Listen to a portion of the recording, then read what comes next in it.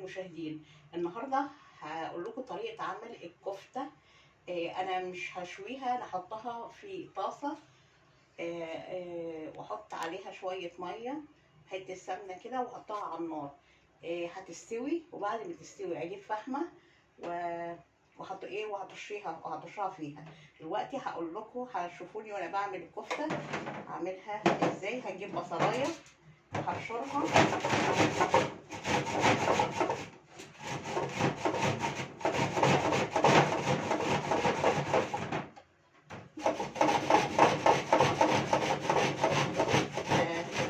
شويه كده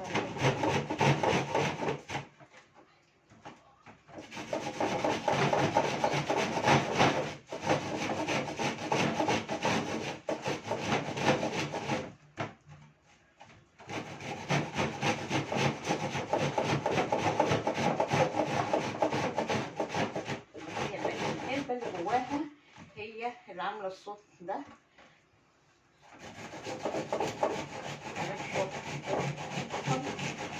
على فكرة ممكن البصلة اللي احنا بنحشرها ناخد المية بتاعتها بس، ونخلي التفل بتاعها. ممكن لو انا هعمل مكرونة، لو انا هعمل اكل، هطبخ حاجة، هبقى بخليها واستعملها مرة تانية.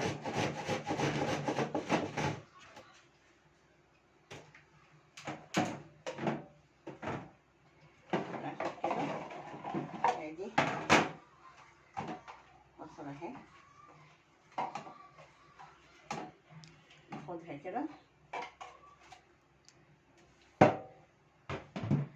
ناخد المية، وادي اللحمة المفرومة بتاعتي.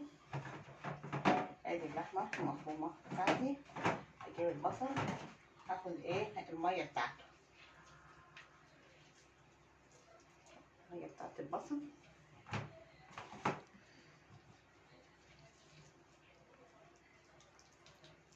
مبحبش احط التفل بتاعها، ناخد المية بتاعتها، بتبقى طعمها بصراحة حلوة قوي واحلى من بتاعت المحلات على فكرة.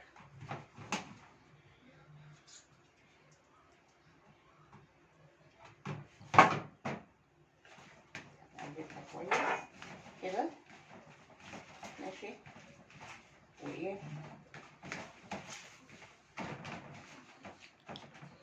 احط عليها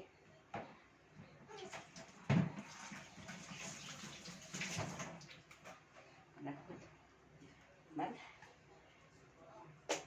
بس انا احط كده مش هكتر الملح بتاعها. ليه مش هكتر الملح؟ لانها لما بتنشف يا جماعه بتحدق. احط الفلفل،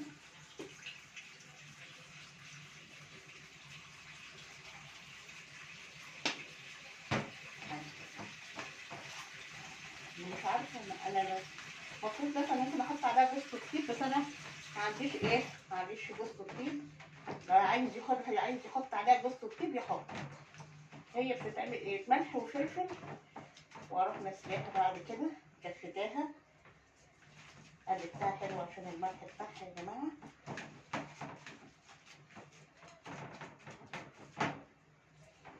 نقلب كده. بصوا، نمسك واحده واحده بقى كده، نمسك الكفته نكفتها، هنكفتها كده، نروح حاطينها في صينيه، كفتها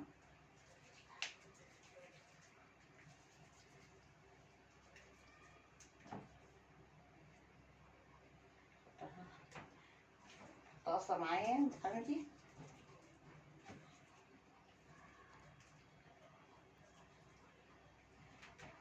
كده،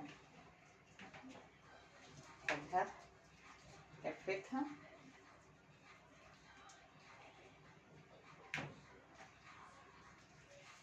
اسهل حاجه يعني بتبقى بصراحه الكفته دي سهله وسريعه وعلى قد الايد برضه. بس الطريقه اللي انت ممكن عارفه يعني تعمليها، تحطيها بعد كده، هتحطها في الطاسه وتحطيها تحط عليها بس حته سمنه صغيره كده ونص كوبايه ميه، وتحطيها على النار. دي هتديكي احلى طعم كفته. اول ما تنشف، ما تنشفهاش يعني، اول ما تنشف كده تشيلي عليها، وهتجيبي فحميه تحطيها على النار، وتروحي حاطه مثلا حته سمنه صغيره كده في النص، وطشها فيها، وايه، ومغطيه عليها، هتبقى طعمها زي كفته الحاتي بالظبط، احسن من المحلات واطعم واحلى من المحلات على فكره. لو جربتيها هتعجبك.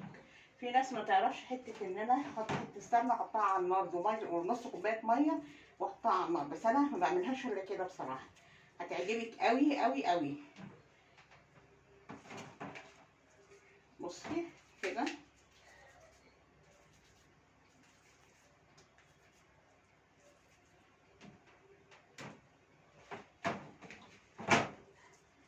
كده انا كده خلصت خليت الكميه اللي عندي. ماشي، خلصت الكميه اللي عندي. هروح ايه، بصي يا حبايبي، هروح ماسكه ال ال هي طاسه، احط عليها بقى ايه شويه الميه، شويه ميه مش كتير،